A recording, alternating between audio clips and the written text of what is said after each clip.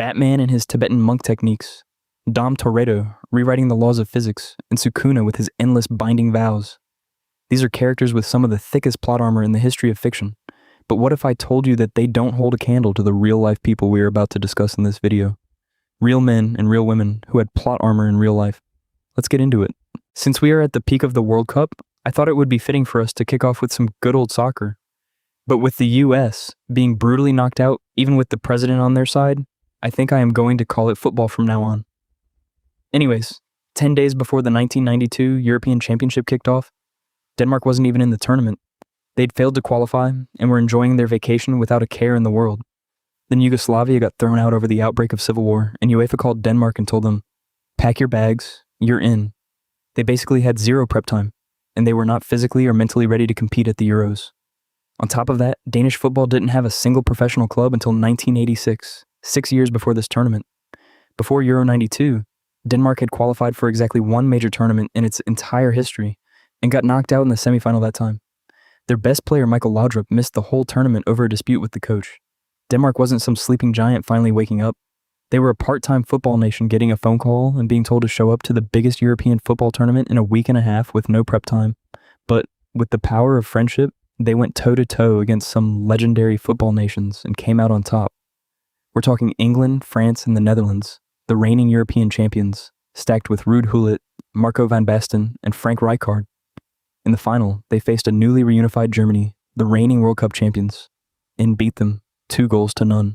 Denmark beat two of the best national teams on the planet, back-to-back, to win the whole thing and conquer European football with nothing but belief, determination, and the thickest plot armor in football history. From the triumph of the football pitch, we move to a time of global conflict and a man who survived the two most destructive weapons ever deployed in war.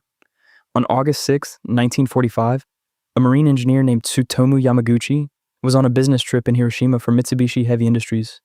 He was walking toward the docks when the first atomic bomb detonated roughly 3 kilometers away, just under 2 miles in freedom units. The blast left him with severe burns and a ruptured eardrum, but he survived the shockwave and found shelter in the wreckage of the city. The very next day, determined to get home to his family, he boarded a train to his hometown, a city named Nagasaki. On the 9th of August, he was sitting in a corporate office describing the scale of the Hiroshima blast to his supervisor, who flatly didn't believe him. How does one bomb destroy an entire city? Mid-conversation, the second bomb detonated over Nagasaki. Yamaguchi was once again about 2 miles from ground zero. His surroundings were leveled a second time. Let's just sit with the boss's reaction for a second. Nobody on Earth had a frame of reference for what Yamaguchi was describing, so skepticism was fair. And then the thing he was describing happened again, right over both their heads a few seconds later. That might be the single greatest "I told you so" in recorded history, and he didn't even get the satisfaction of saying it out loud. Yamaguchi survived both blasts and the radiation exposure that followed both of them, and he lived to the age of 93. That's longer than most people live today. In 2009, the Japanese government officially certified him as the only person recognized by their government as a survivor of both atomic bombings, a title that took over 60 years to formalize, mostly because there had never been a bureaucratic process for someone who survived 2 atomic warheads in a row. When human conflict isn't the threat, the environment can be just as unforgiving. In 1999, a Swedish medical student named Anna Bagenholm was skiing in Norway when she lost her footing and fell headfirst through the ice covering a frozen stream. She got wedged under 20 centimeters of solid ice, about 8 inches, and couldn't get out. She stayed trapped and submerged for 80 minutes. Her core temperature dropped to 13.7 degrees Celsius, 56.6 degrees in freedom units, the lowest body temperature ever recorded in a patient who lived to talk about it. Most people lose consciousness somewhere in the low 30 Celsius, and anything under 28 degrees Celsius, which is about 82 Fahrenheit, is classified as severe hypothermia, the zone where your heart is more likely to stop outright than keep beating. Anna's brain was sitting at 13.7, which is a number you would only find in an autopsy report. This might be part of why some billionaire out there is currently paying good money to have his body frozen after death, betting that doctors 200 years from now can thaw him out and fix whatever killed him. Anna is basically the only real-world human data point suggesting the idea isn't 100% insane.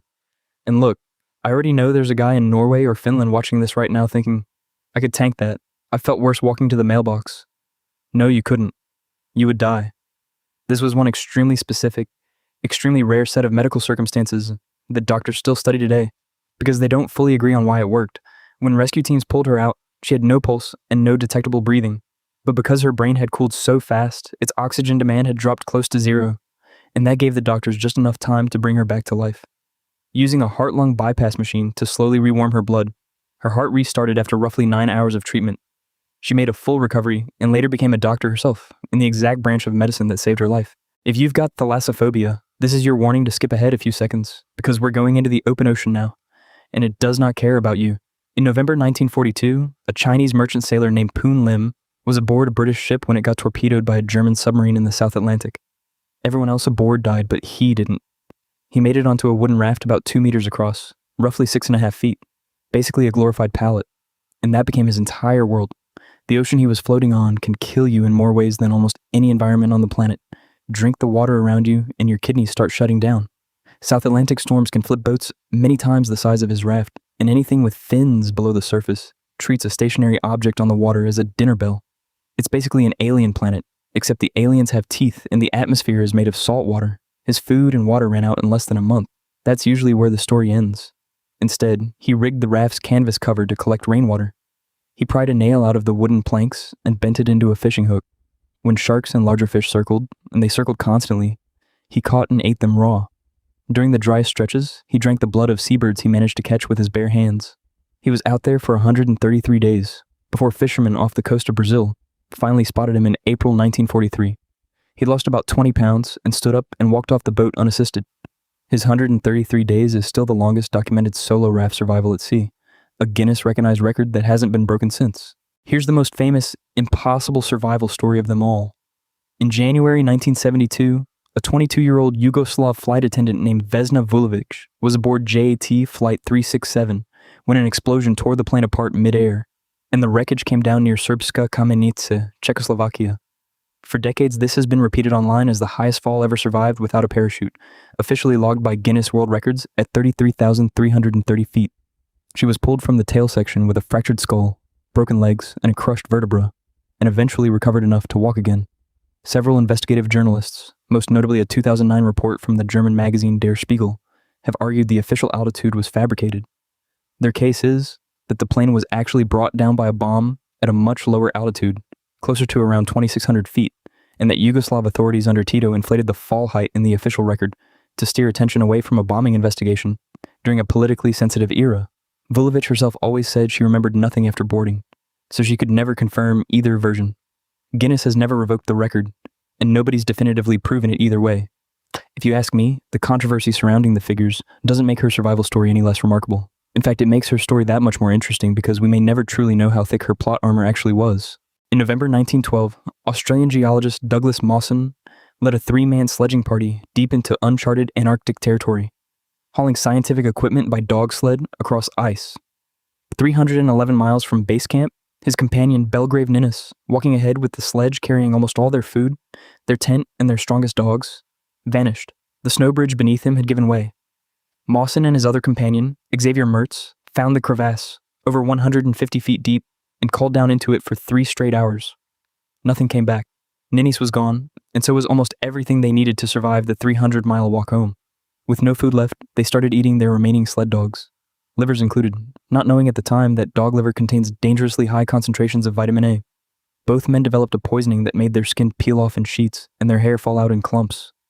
Mertz died from it on January 8, 1913, leaving Mawson alone, roughly 100 miles from base camp, with failing gear, failing health, and nobody left to help him. He kept walking anyway.